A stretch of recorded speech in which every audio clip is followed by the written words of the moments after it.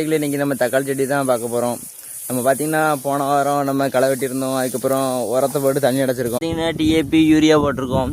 பிறகு பார்த்திங்கன்னா ஒரு மருந்து அடித்தோம். எதுக்கு பார்த்திங்கன்னா அந்த இலை சுருட்டு ஒரு மாதிரி இருக்குது. அதுக்காக இந்த செடிகள்லாம் ஏதோ நோயில் போயிட்டு இங்கே பாருங்கள், நம்ம தக்காளி செடி கொஞ்சம் பிஞ்சு பிடிக்க ஆரம்பிச்சிட்டு களை வெட்டின உடனே எப்படி இருக்குது பாருங்கள், நல்லாயிருக்கு.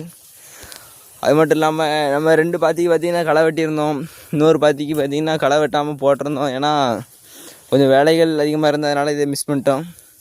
அதனால் மூட்டுக்கு மட்டும் இப்போ கரெக்டாக களை வெட்டி வச்சுருக்கேன் ரவுண்டாக.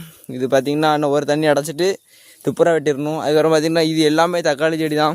இது அதில் பார்த்திங்கன்னா 6 பாத்தி, இந்த பாத்தியும் அந்த பாத்தி இந்த பாத்தி, இந்த 3 தான் நம்ம ரெடி பண்ணியிருக்கோம். இன்றைக்கி அடுத்தால இதையும் ரெடி பண்ணணும். பார்த்திங்கன்னா இல்லை கொஞ்சம் தக்காளி செடிகள் நிற்கு, நம்ம தான் பராமரிக்காமல் போட்டுருவாங்க. இருங்க, இந்த ஒன்று இப்படி நிறையா இருக்குது. நம்ம அடுத்த வீடியோவில் பராமரிச்சுட்டு அடுத்தடுத்து வீடியோ அப்லோட் பண்ணிக்கிட்டே இருக்கேன் தக்காளி செடியோட அப்டேட்டை பற்றி.